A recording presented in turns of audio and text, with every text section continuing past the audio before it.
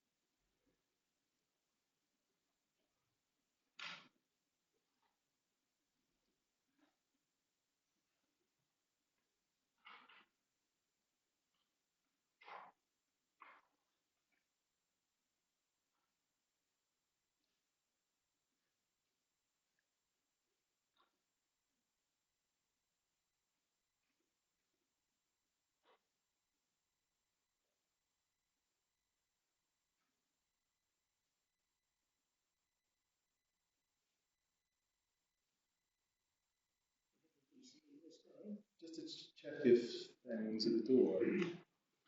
Is anyone downstairs? Downstairs.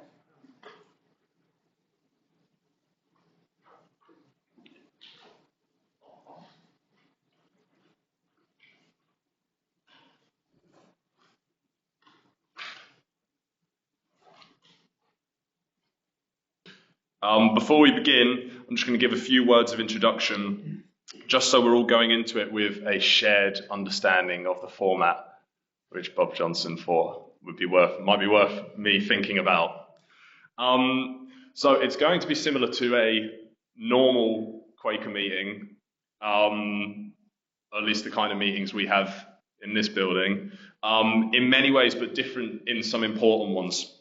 The workshop is structured around a series of written tasks through which we're going to build a sequence of thought, hence your clipboards and your lined paper. Instructions for each task are going to appear on the PowerPoint rather than be delivered vocally by me.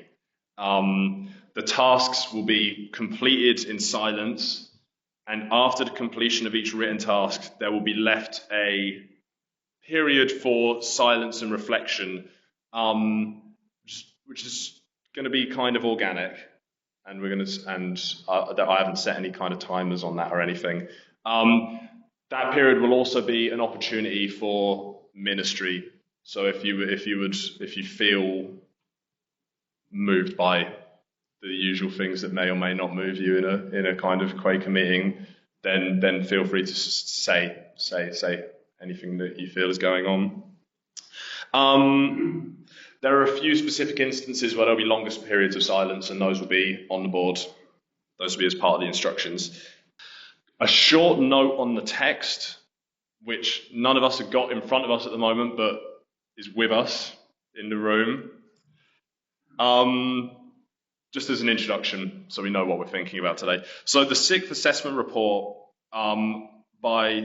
is the sixth in a series of reports by the UN's Intergovernmental Panel on Climate Change, which the aim of these documents was to assess and compile the scientific information on climate change available to humanity as a species at the time of the report's writing. And these reports have been written intermittently since, I think, the 80s, 90s, yeah.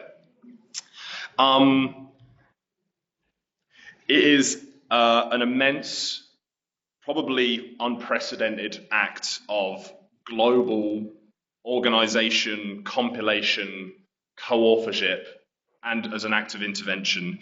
And in the future, it is probably going to be the document that is used to show the exact extent of what it was that we either did or didn't know about the causes or solutions of climate change at the time when we were first trying to tackle it. And the benchmark against which our collective attempts to act will, in the future, probably be judged. We in this meeting today, I suppose, should think of ourselves as just one group attempting to process and to work out the implications of the truths outlined in this document in our lives and in the lives of our communities. And as such, should consider ourselves in connection and solidarity with the many other groups of people doing the same thing in untold, myriad different ways to us in groups around the entire world, standing with this truth, with the kind of assessment articulated in this document in so many different ways, and probably at this very moment.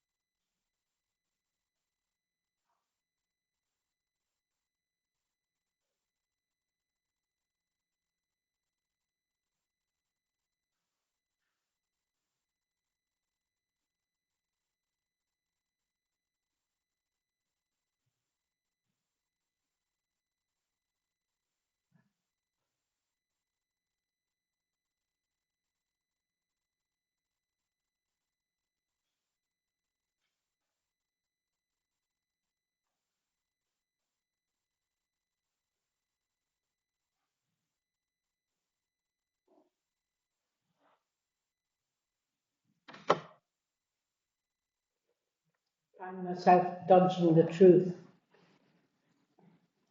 It's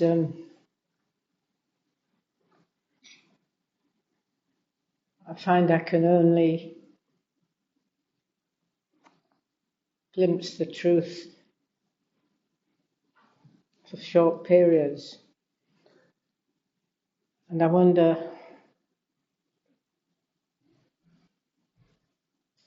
whether our policymakers are choosing to dodge the truth and concentrate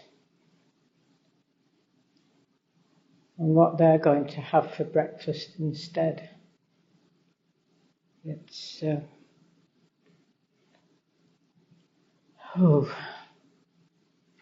hard.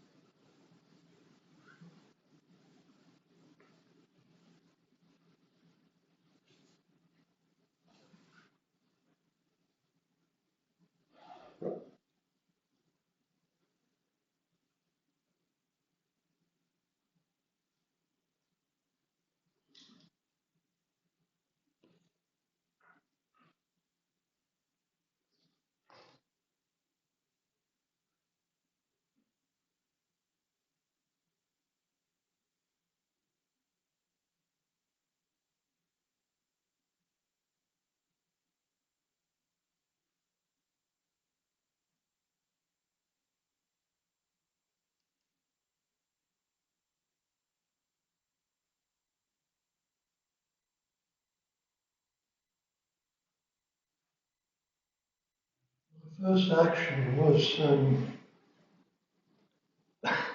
cycling to Unicorn to do my shopping on Saturday morning, because I have a strong positive relationship to cooperatives and cooperative ways of doing things. That led to a sort of short story about starting off as a youngster, quite ambitious, quite self-centered, and the way in which my experience over time with the Society of Friends modified that, and maybe didn't eliminate it, but modified it and allowed cooperation to become one of the very central features. And then thinking about, well, just reflecting on the enormity of what this document gives us in the way of possibilities of retreating into self-centered preservation for those of us with more resources, keeping out other people because we don't want to share what we've got.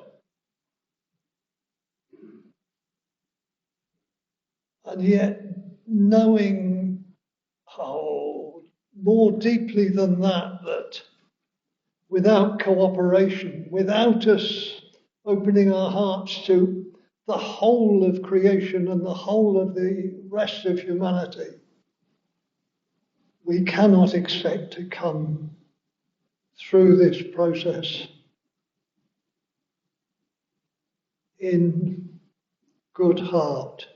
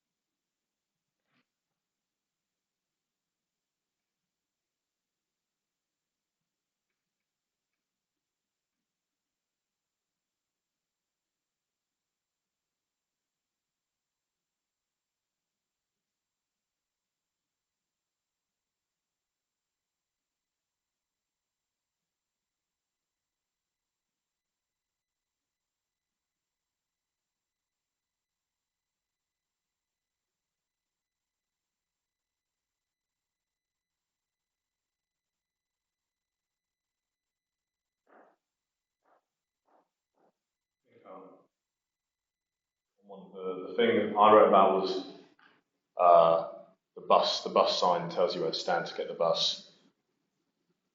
And I guess the image I kind of have in my mind is of a sieve, and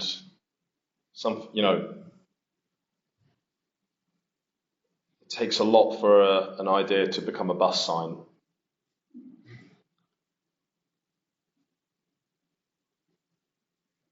And this, it's on my lap, but it doesn't feel like it's something I use to catch the bus.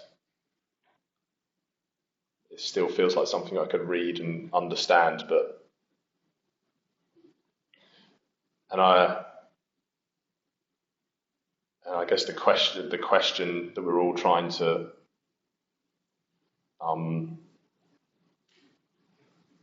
find answers to is what leads a text that's in our laps that we can read and we can access and we can understand the importance of to becoming a bus sign. And I expect it's similar to what Jonathan talks about. It's a long process of people acting with love. There's a long line.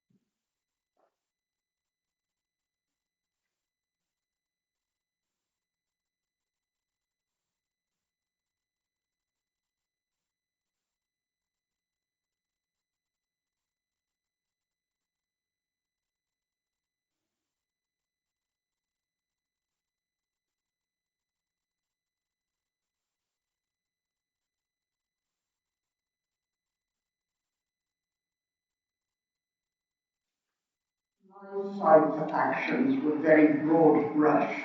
One of them said, showered out. But when I looked at all of my actions, they all required some form of immediate energy, and they all connected me with the greater world. My towel is Egyptian cotton, and I spoke to my daughter, and my phone has got minerals in it. So I didn't follow any written instructions, and I didn't write a story. But I will go home with that idea of interconnectedness. And then holding this, not reading it, holding it, looking at the colours, feeling the paper. Here we are again, energy and connections.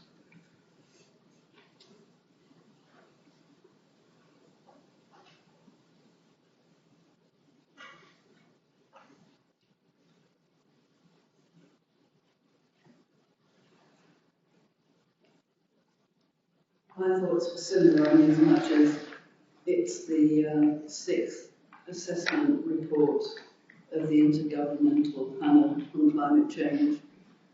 We appear to be given one page here, it may be redacted. It's not much.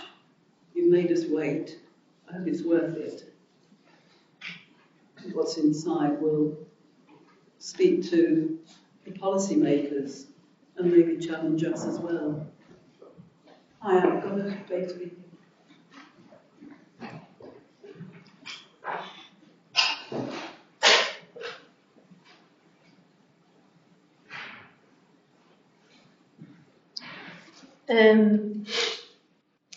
Feel like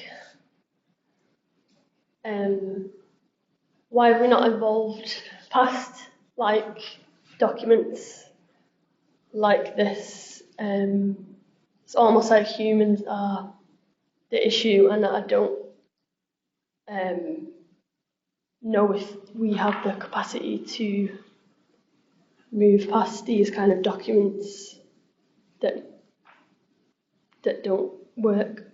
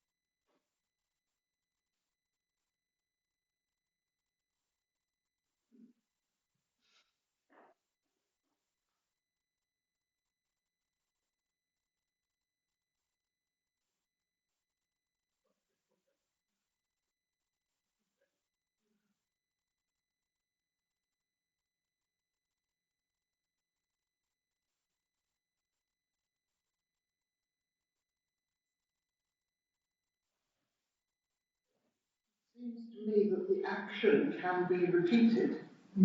The effect will not. So I will repeat the action.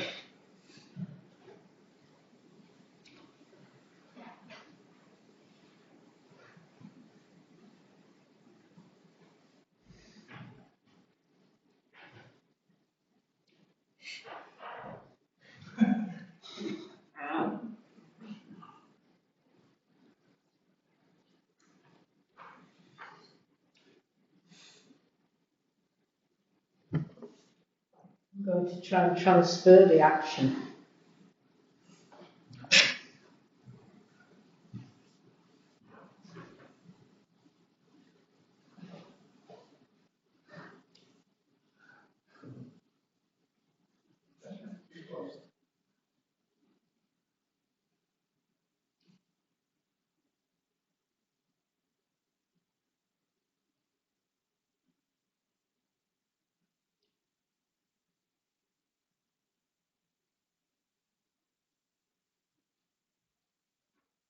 Friends, I failed.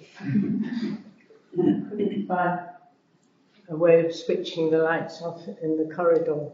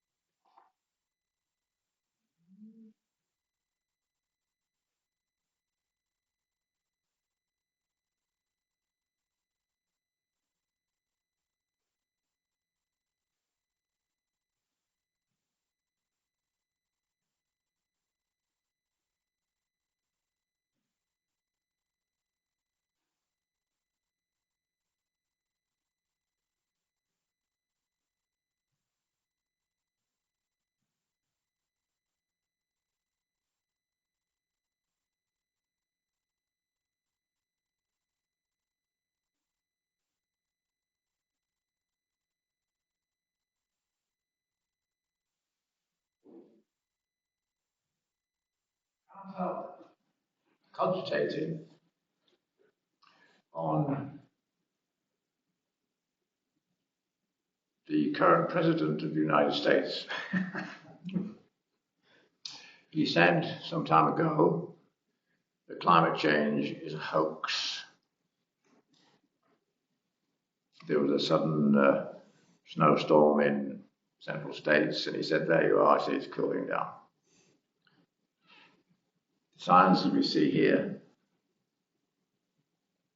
is irrefutable unless you don't trust anybody. Unfortunately, the present occupant of the White House sees everything as a hoax.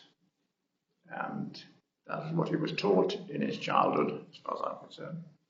And let's hope something beneficial happens.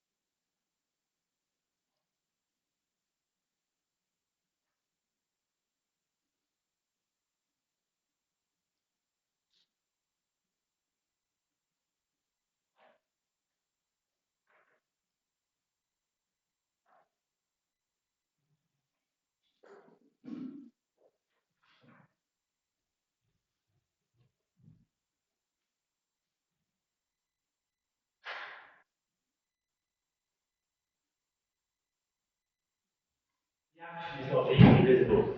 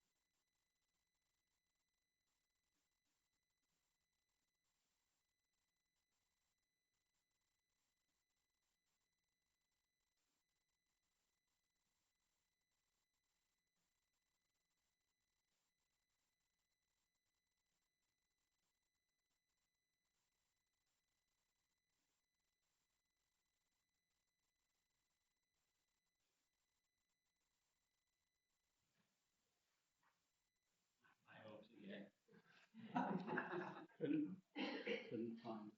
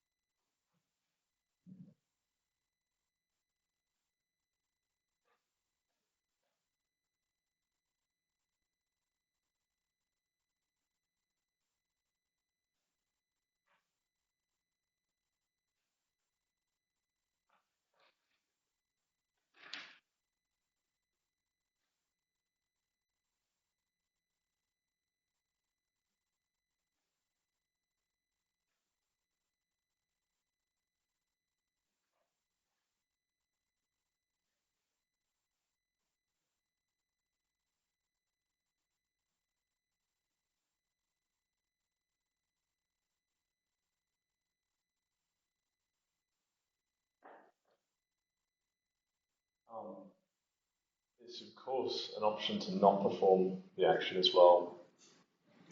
We'll have 2 more minutes if anybody who hasn't yet would like to. And then those of you who don't, at the end of that 2 minutes, that's absolutely fine. We'll move on to the next stage.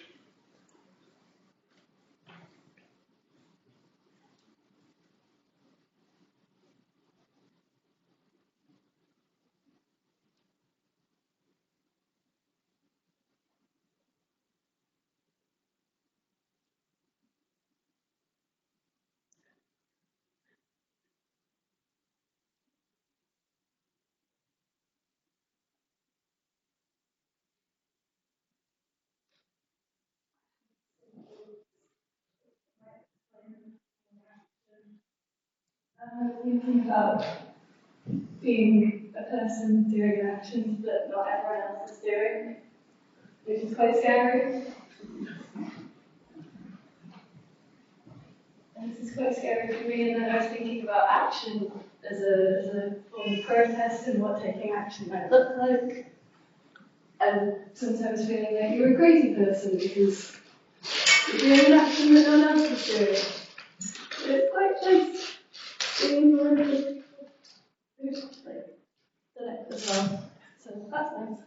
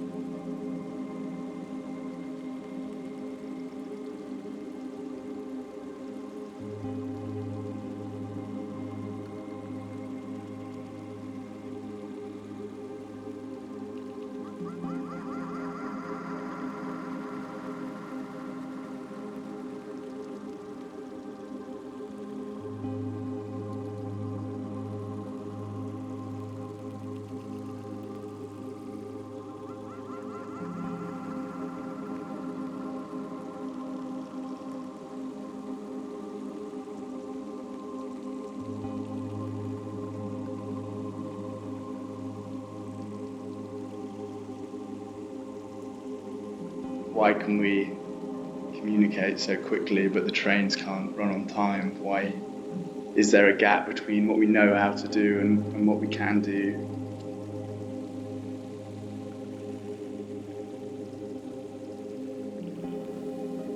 Really nicely to what I've been thinking about, which is mostly about time.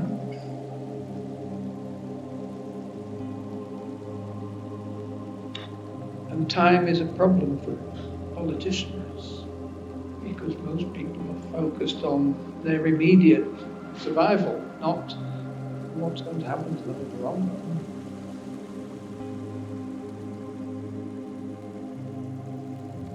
run. We need to try and make more things change, more people see what we're seeing.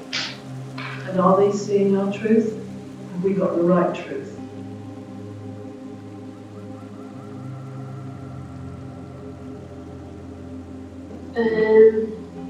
I'm feeling quite apathetic, depressed,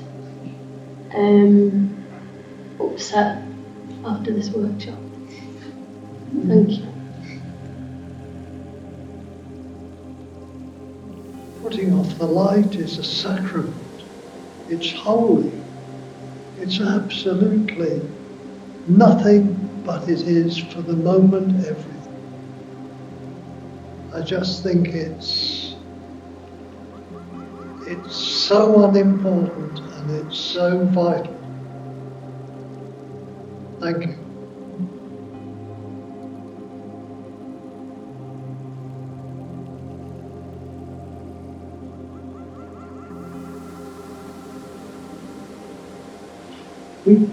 Somebody performed an action, and then what makes you, in what situation or what context would you follow or copy that action? This is kind of a set-up situation, so we kind of told to copy. But the more crucial bit is, we turn your lights off. How can we induce other people to do the same? And that's about the relationships, the trust, the knowledge, all sorts of interacting aspects that make people take an action.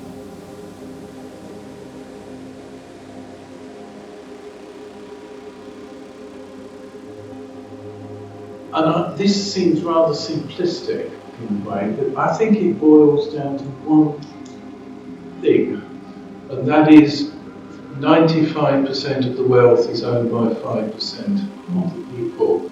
Countries recognise this and actually start to tackle this huge inequality seriously. I don't think much will change. And I think things will more than likely get worse before they ever get better.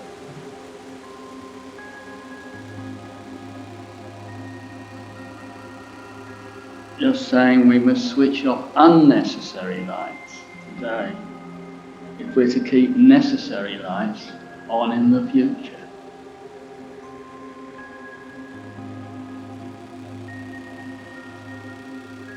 In a way, the horror has to be brought to the attention of the policymakers somehow. And for me, the metaphor, it was a metaphor going out and trying to find a switch to transfer how to find the switch. Yes. Well, what you need is other people. You can't find it on your own. How to find the switch.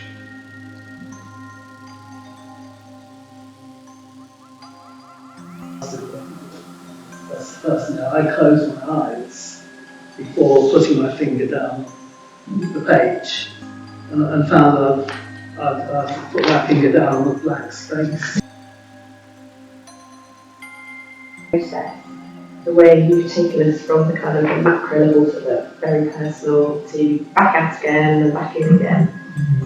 But I think one of the things I'm taking away is the ability to be flexible in my imagination and go from, what am I doing here right now, and what's happening on that big level, and how do we connect.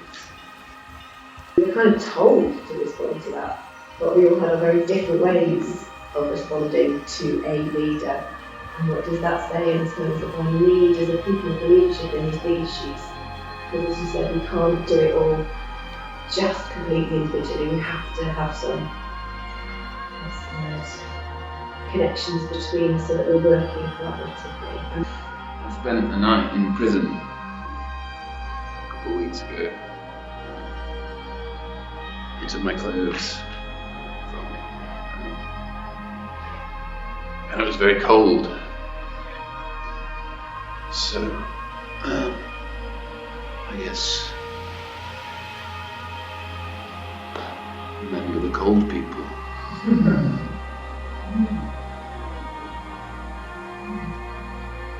But I'm warm now, so it's okay.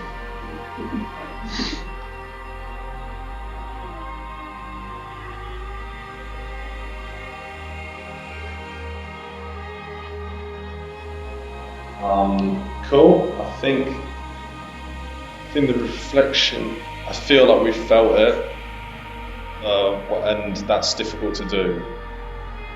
And I think that might be it. And it's not this.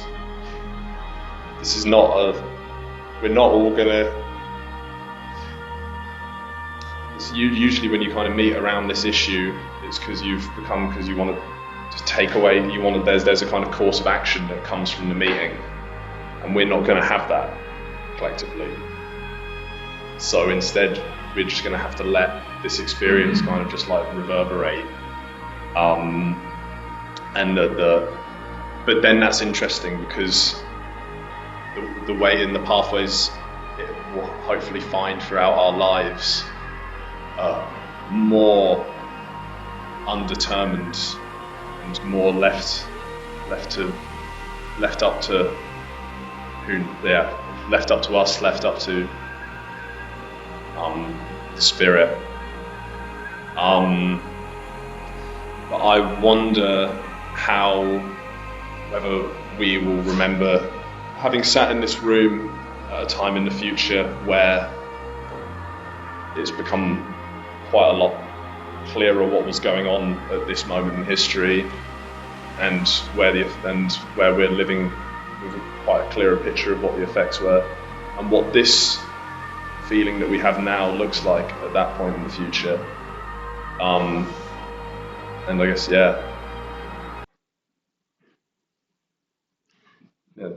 that's I wonder. I wonder.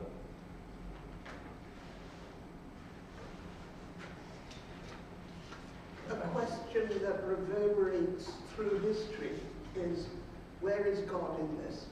Why did God let it happen? And that's a question that some people will be faced with today, although their language may be different.